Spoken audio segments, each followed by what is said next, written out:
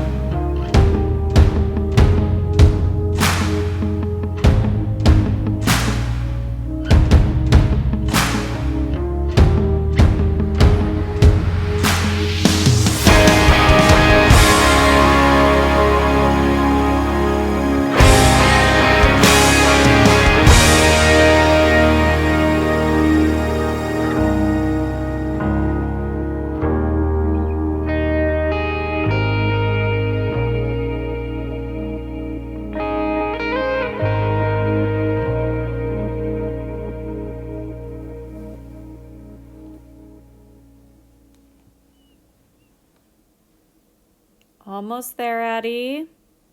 Perfect. Let's stop there. Okay. That's great. Good job. Now, let's go over your lesson. Okay, this is going to be super fun. So we're going to go over polygons. First, we're going to do a little cartoon and then do your mental math. Alrighty, here we go. This one makes me laugh even before I read it because you've got this dog here. Okay, and then you've got this neighbor dog, it looks like, and he's poking his head out the window and he's saying, "Ha ha ha, Biff, guess what? After we go to the drugstore and the post office, I'm going to the vet's to get tutored." What do you think he's really going to the vet for? Probably not to get tutored, maybe to get neutered. I think he misunderstood that. So that's kind of sad, actually, because he's going to be super disappointed. He's going to be like, what are you doing? Oh my gosh, that's hilarious. Poor dog. Alrighty. Let's do the rest of mental math. For the first part of mental math, we are going to count by sevens from 7 to 84. Okay? Think we can do it? We're going to take it one step at a time, just like Homer there, okay? I'm going to help you. So we're going to do 7. We're basically just counting by sevens. What's next? 14. What's next? 21. 28. 35. 42. 49. 56. 63. 70. 77. 84. Okay, now we're going to subtract sevens, okay? So we start with 84. Oh, you know what? It doesn't say to do that. Should we do it anyway? Let's go down. Why not? 84, 77, 70, 63, 56, 49, 42, 35, 28, 21, 14, 7. All right, we kind of went the extra mile there, but that's okay. Let's do the rest of mental math, and I gave you some beautiful little kittens to look at. Oh, isn't he so cute? Okay, what is 2 times 750? Write your answer. B is going to be 429 minus 250. Write your answer. Look at those little kittens. They're going after Mama's tail. The next one is 750 plus 199. So one way to do it would maybe be to add 200. And then would you add or subtract another one? You would subtract one, right? Because you added too much. Okay, the next one is $9.50 plus $1.75. Write your answer.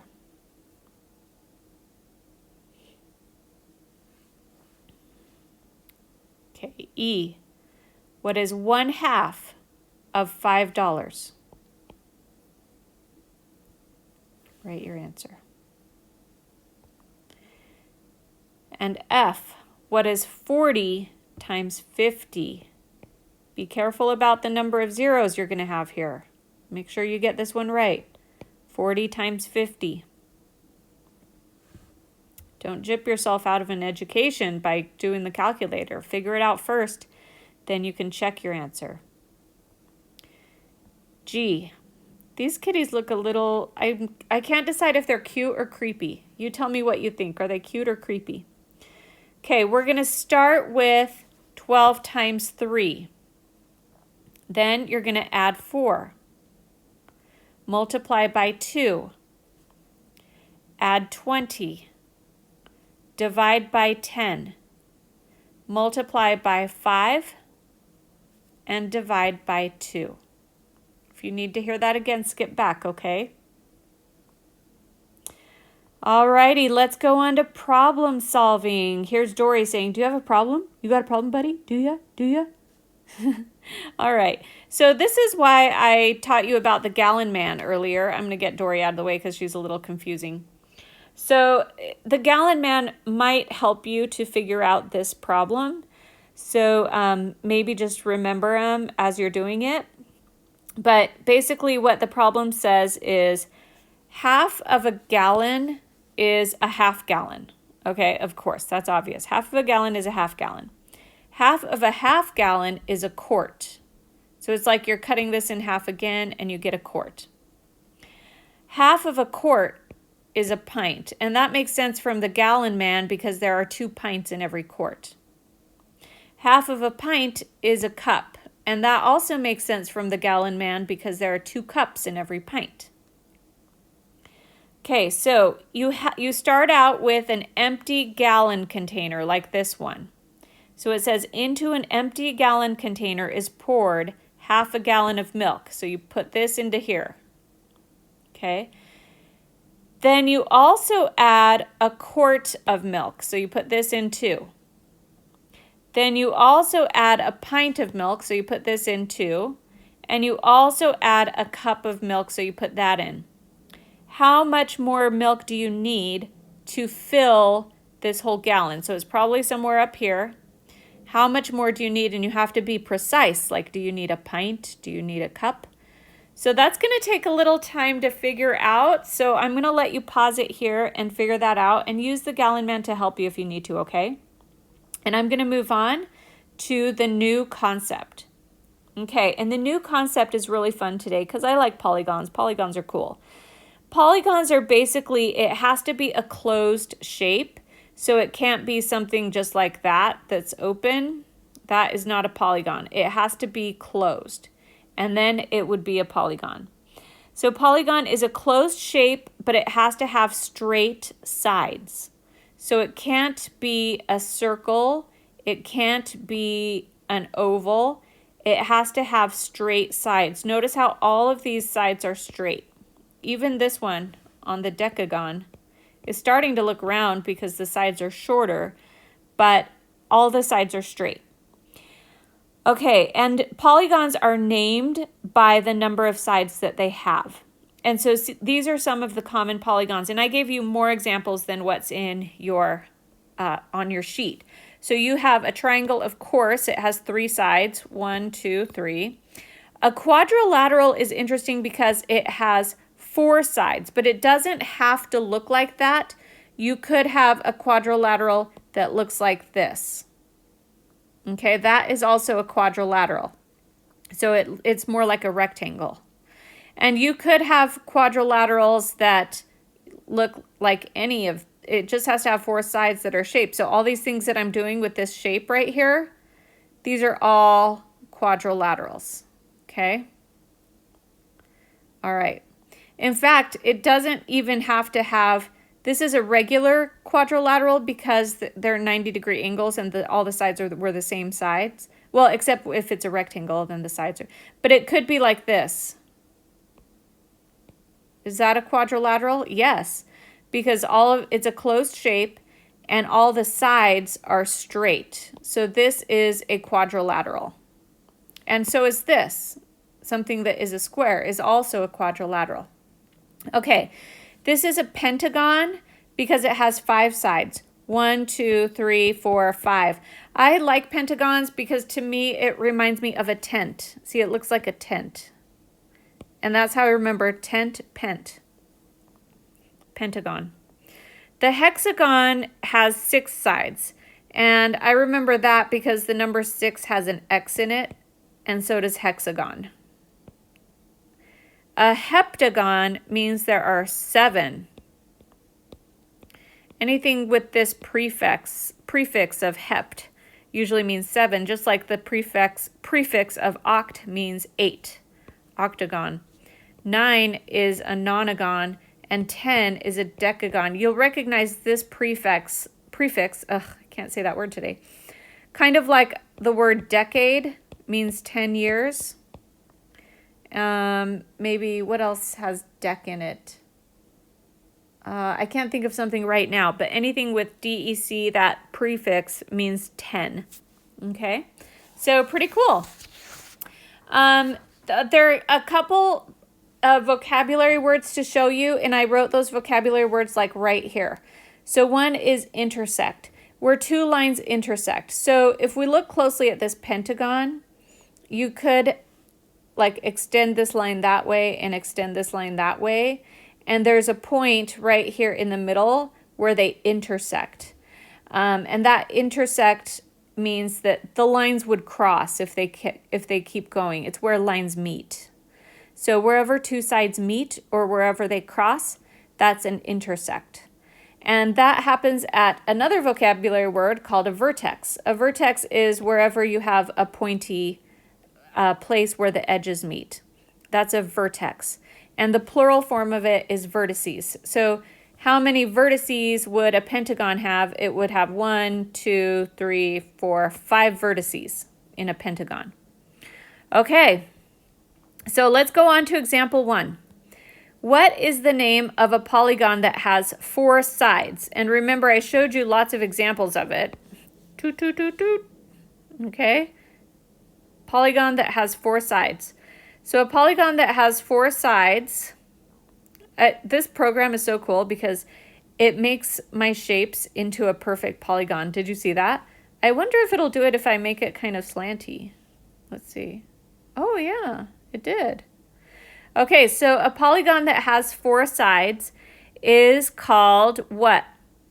A quadrilateral. So the correct answer here is called a quadrilateral. Now, I'm going to have to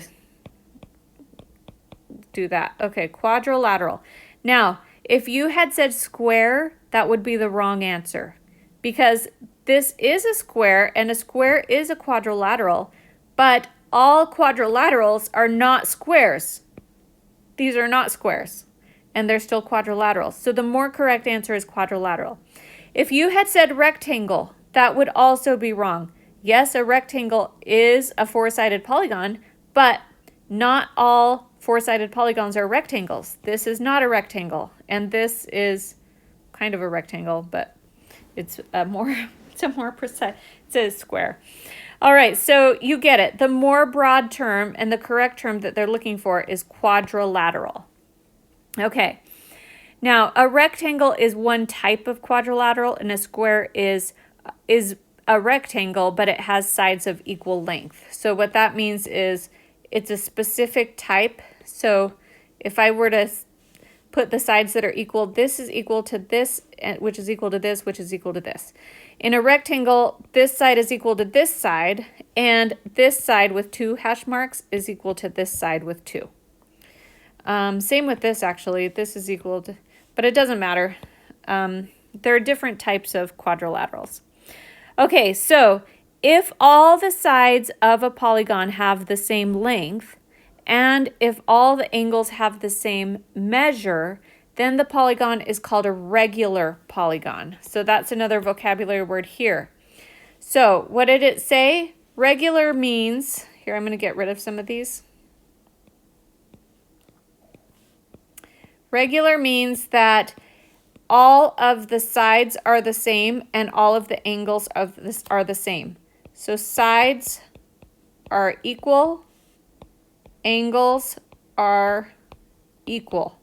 So which one of these is a regular polygon? Let's look at the rectangle. The angles are all equal because they're all 90 degrees, but the sides are not all equal because this is the same as this, but then the other two are different. They're not the same. They're the same as each other, but they're not the same as the green ones. Okay, what about the square? These are all 90-degree angles. Okay, and the sides are the same length. So that is a regular, this is a regular quadrilateral. Regular is interesting. So when I look back at that, let's look back at this for a second. Which one of these are regular? And they're actually showing us all regular polygons in this example. Because look, Let me get a brighter color. Let's look at the triangle. The angles are all the same, and the sides are all the same length. So that's a regular triangle. You can imagine a triangle that is not regular. Maybe it would look something like this. It's still a polygon, but it's not regular because all the sides are not the same length. Okay, here they also showed us a quadrilateral that is regular. What about the pentagon? Is it regular? Yeah, because if you flip it on its side, it's still going to look like a tent because all the angles are the same, all the sides are the same. So this is a regular. I'm going to put an R for regular. The hexagon is also regular. Look, if you flip it on its side, if you look at it sideways, it looks exactly the same because all these angles are the same. All the sides are the same length. Same with all of these. Sides are the same length. Bam, that octagon is regular. So they gave us a lot of examples that are regular, but I think you could draw something that's not regular that is still a octagon or something like that. In fact, usually when I draw an octagon, it's not regular because it's hard to get it just right. All right. Now, when we are talking about geometric figures, we can use the word congruent. Let me write that out. Let me write the word congruent. So it's C-O-N-G-R-U-E-N-T.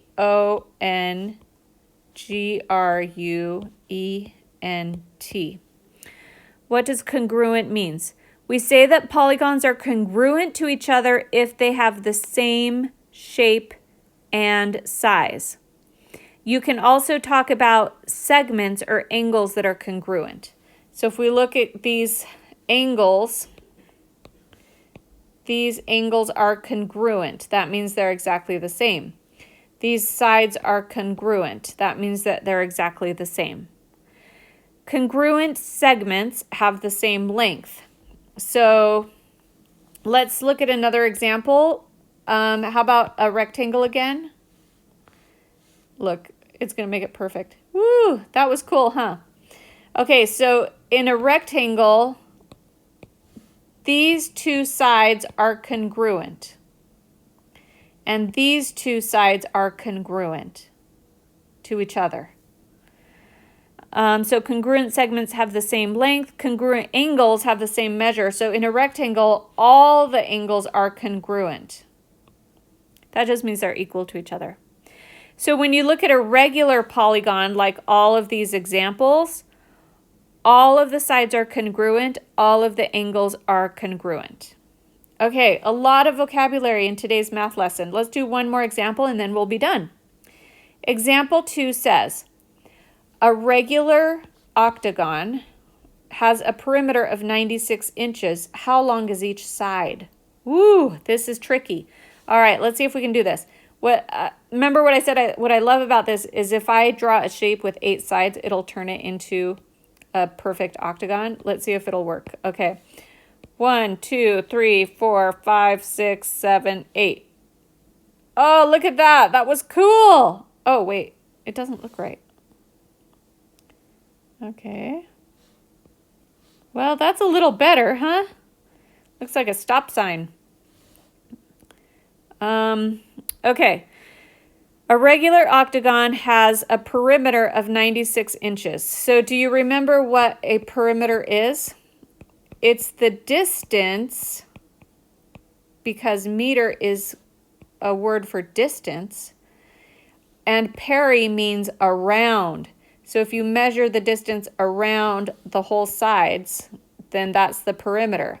It's kind of like, what if this was a huge football field? You're looking down on it on a map, and you want to measure the distance all the way around like you're building a fence around it. Okay? Of course, this would be a tiny fence because it's only 96 inches. They tell you that the perimeter is 96 inches. How long is each side? How long is each side?